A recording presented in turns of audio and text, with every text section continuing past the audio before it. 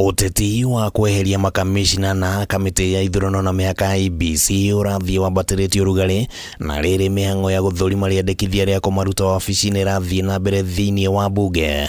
Mwena wa mũng'ethanĩro wĩhandĩte atĩ matigwĩtĩkĩra ũndũ ta ũyũ ũhanĩke.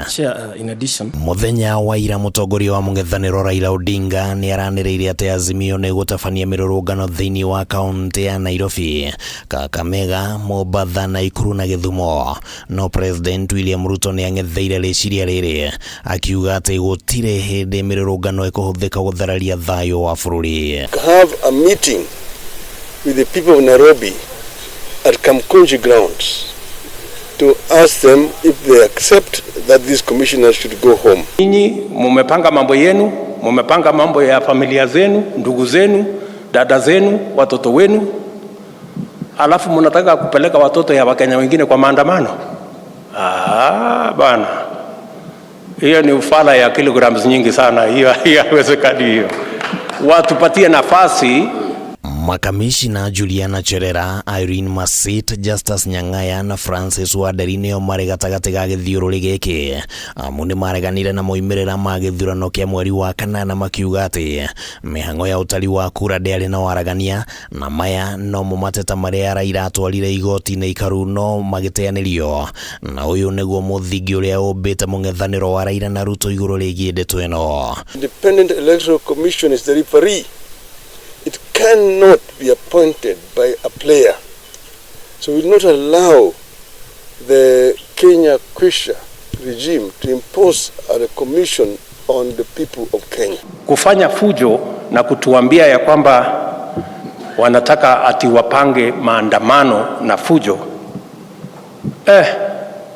Hiyo ni kutubeba ufala ya kilograms nyingi sana.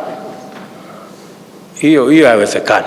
Uteti ũyũ ũgĩthiaga na mbere nayo mĩhang'o ya gũthũrima rĩendekithia rĩa kũhagũra anaya ĩkoretwo ĩgĩthiĩ na mbere bunge-inĩ ya bũrũri, na kiumia gĩthiru wa bunge ya mwahũ wa Azimio nĩ maumũrũrũkire magĩtetia ũrĩa mĩhang'o ĩno ĩratwarithio na mbere, na ũmũthĩ Cherera na Masit nĩ magũtanyĩtwo gwĩkinyia mbere ya kamĩtĩ ĩno gwĩtetera, no matũma mawakiri ao gũkũ Waderi na Nyang'aya magĩtanywo gwĩkinyia mbere ya kamĩtĩ ĩno mũthenya wa rũciũ. The end of this process as is envisaged in the standing orders and the constitution may very well reach the desk of this person who has called